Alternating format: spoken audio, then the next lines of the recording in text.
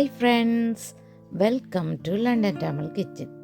இன்றைக்கு கடலைப்பருப்பில் ஸ்நாக்ஸ் செய்கிறேன். சின்ன பிள்ளைகள் சாக்லேட் சாப்பிட்றத விட இப்படியான ஸ்நாக்ஸை சாப்பிட்டீங்கன்னு சொன்னால் ஹெல்த்தியாக இருக்கும். வாங்கோ எப்படி ஸ்நாக்ஸ் செய்கிறேன்னு சொல்லி பார்ப்போம். 1 கிலோ கடலைப்பருப்பு எடுக்கிறேன். தண்ணி ஊற்றி 2-3 தரம் நல்லா அலசி கழுவி எடுக்கணும்.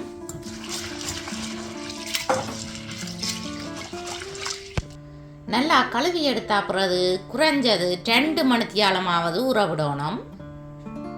கடலைப்பருப்பை இப்படி தண்ணி வடித்து எடுத்து வச்சிருக்கணும். நீங்கள் விரும்பினா துணி ஒன்றிலையும் பரவி காய விடலாம், அல்லது டிஷ்யூவிலையும் பரவி காய விடலாம். 4 அல்லது 5 நட்டு கருவேப்பிலையை எடுத்து நல்லா கழுவி எடுத்து டிஷ்யூ அல்லது துணியில் போட்டு காய விட்டு எடுக்கணும். தண்ணி ஒன்றும் இருக்கக்கூடாது. அப்படி எடுத்தால் தான் பொரிக்கைகளில் எண்ணெய் பறக்காமல் இருக்கும். 1/2 பூண்டு உள்ளி எடுத்து அதன் வெளி தோலை மட்டும் கலட்டிட்டு எடுத்து வச்சிருக்கிறேன். இந்த உள்தோலோட தான் உள்ளியை குத்தி பொரிக்க போகிறேன். இதை குத்தி எடுக்கிறேன், வெட்டாமல் குத்தி எடுக்கிறேன்.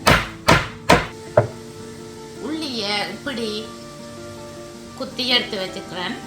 மொத்தமாக இல்லாமல் மெல்லிசாக இருக்கத்தக்கதாக குத்தி எடுக்கணும். வாய்வுள்ள சாப்பாடுகள் செய்யல உள்ளி போட்டால் தான் பெட்டராக இருக்கும். 1 டீஸ்பூன் உப்பு, 1 டேபிள் ஸ்பூன் தனி மிளகாய்த்தூள். இந்த தனி மிளகாய்த்தூளை செத்தல் மிளகாயை வறுத்து திரிச்செடுத்தீங்கன்னு சொல்லி சொன்னால் வாசமாகவும் டேஸ்டாகவும் இருக்கும். அடுப்பை மீடியம் ஹீட்டில் விட்டு எண்ணெயை சூடாக விட்டுருக்கிறேன்.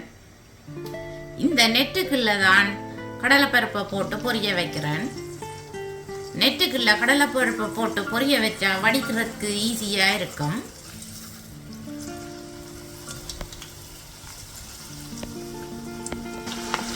கடலைப்பருப்பு பொரிஞ்சு கொண்டு இருக்கேக்க இந்த நெட்டை இப்படி ஆட்டி விடணும். அப்படி இல்லையென்று சொன்னால் ஸ்பூன் ஒன்று வச்சு இப்படி இடைக்கிட கிளறி விடணும். அப்போ தான் எல்லா கடலைப்பருப்பும் பொரிஞ்சு வரும்.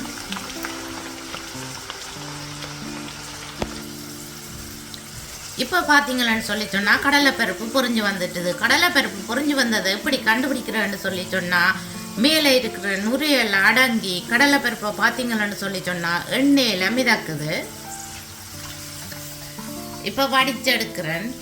கடலைப்பருப்பு மிதந்த அப்புறம் கன நேரம் புரிய விட்டீங்கன்னு சொல்லி சொன்னால் கடிக்க கஷ்டமாக இருக்கும். அடுத்ததாக கழுவி வச்சிருக்கிற கறிவேப்பிலையை பொரிச்சு எடுக்கிறேன்.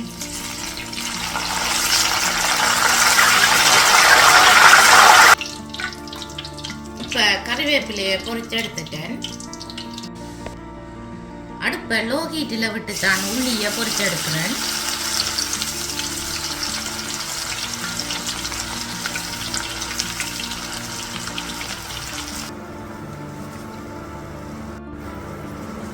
உள்ளியை இப்படி பொன்னிறமாக பொரிச்சு எடுக்கணும்.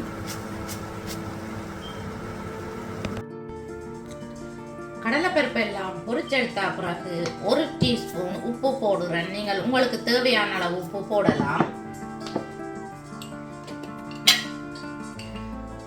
தனி மிளகாய்த்தூள் நீங்கள் உங்களுக்கு தேவையான அளவு போடலாம். இந்த தனி மிளகாய்த்தூளை நீங்கள் எப்படி செய்யணும்னு சொல்லி சொன்னால் செத்தல் மிளகாயை வறுத்து திரிச்செடுக்கணும். அப்பத்தான் இந்த கடலைப்பருப்பு ரொம்ப ரொம்ப டேஸ்டாக இருக்கும். இப்போ எல்லாத்தையும் சேர்த்து நல்லா மிக்ஸ் பண்ணி விடணும்.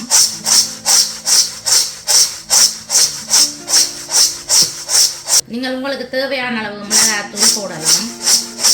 நான் நல்ல ஸ்பைசியாக தான் செய்கிறேன். கடலைப்பருப்பு பொரிவட்ட உடனே வடித்து எடுத்துக்கணும். நீங்கள் கூடுதலாக பொரிய விட்டீங்கன்னு சொல்லி சொன்னால் கடிக்க கஷ்டமாக இருக்கும். கடலைப்பருப்பு ஸ்நாக்ஸ் எப்படி இருக்குதுன்னு பார்த்தீங்களா? நீங்களும் இப்படி செய்து பார்த்து எப்படி வந்தான்னு சொல்லி ப்ளீஸ் மறக்காமல் எனக்கு கமெண்ட் போடுங்க. இது ஒரு ஹெல்த்தியான ஸ்நாக்ஸ். நீங்களும் இந்த ஸ்நாக்ஸை செய்து பார்த்து எப்படி வந்தான்னு சொல்லி மறக்காமல் கமெண்ட் போடுங்க. என்னுடைய வீடியோ பார்த்ததுக்கு ரொம்ப நன்றி. மீண்டும் ஒரு இன்ட்ரெஸ்டிங்கான ரெசிபியில் உங்களை சந்திக்கும் வரை உங்களிடமிருந்து விடைபெறுவது உங்கள் மதி. பாய்.